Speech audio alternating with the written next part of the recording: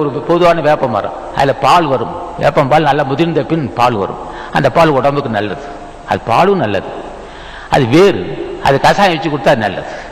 அது விதையும் நல்லது. வேப்பம் விதை, வேப்பம் பட்டை, வேப்பம் வேர், எல்லாம் தலை, வேப்பம் தலை எல்லாமே மருந்துப்படும். மருந்தாகி தப்பா மாட்டது. எல்லா வகைக்கும் பயன்பட வேண்டும். இந்த சங்கம் எல்லா வகைக்கும் பயன்படும்.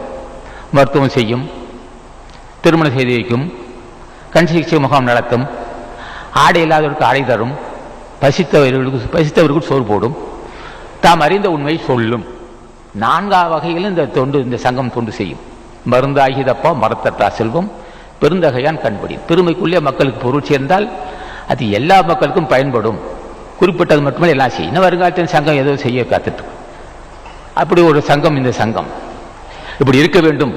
இந்த அறிவு திருவள்ளுவர் துணை இல்லாமல் வர.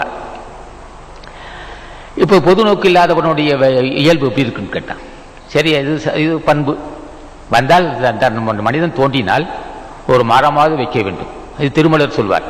அட நீ அன்னதானம் செய்யறதுக்கட்டும், தர்மசத்திரம் வைக்கிறதுக்கட்டும், ஏதாவது செய்யட்டும், ஒரு மரமாவது வைத்து, ஒரு பயனுள்ள மரம் வேண்டாம், ஒரு மாமரமோ ஏதோ ஒரு மரம் வைத்தா அதில் பல குருவினங்கள் பறவைனங்கள் உட்காரும். 10 பேர் நிழலில் உட்காருவோம். ஒரு ஆலமரம், ஒரு அரச மரம் வைத்தா, ஒரு நாவல் மரம் வைத்தா அதில் பழம் பழுக்கும். அதில் படுத்துக்கட்டில் ஒரு 4 ஆடு மாடாவது கால்நடையாவது பழுக்கும். சில பறவைனங்களாக இருக்கும். ஒரு மரமாவது வச்சுட்டு போகணும்னா அவ்வளோ பெரிய பண்புன்னு சொல்லி திருமூலர் சொல்லுவார். மனிதனாக பிறந்தா ஒரு மரம் வைக்கணும். மரம் வச்சு அது வளரணும். வளர்ந்தா நாட்டுக்கு பயன்படுன்னு சொல்லுவோம். ஆக இப்படி மனிதனுக்கு தான் இந்த பண்பு, எந்த ஜீவராசிக்கும் கிடையாது. இப்போ தென்னம்பிள்ளை இருக்குது. தென்னம்பிள்ளை என்ன செய்யும்? தண்ணி ஊற்றுவான்.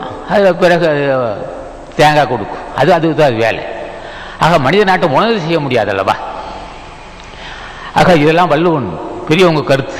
ஆகவே மனிதனாக பிறந்தவர்களுக்கு தியானம் செய்து பழக வேண்டும். யாரை தியானம் செய்ய வேண்டும்? ஒப்பரவாளன், சமநோக்கு உள்ளவன்.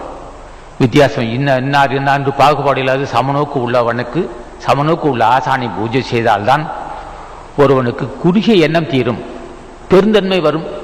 குறுகிய எண்ணம்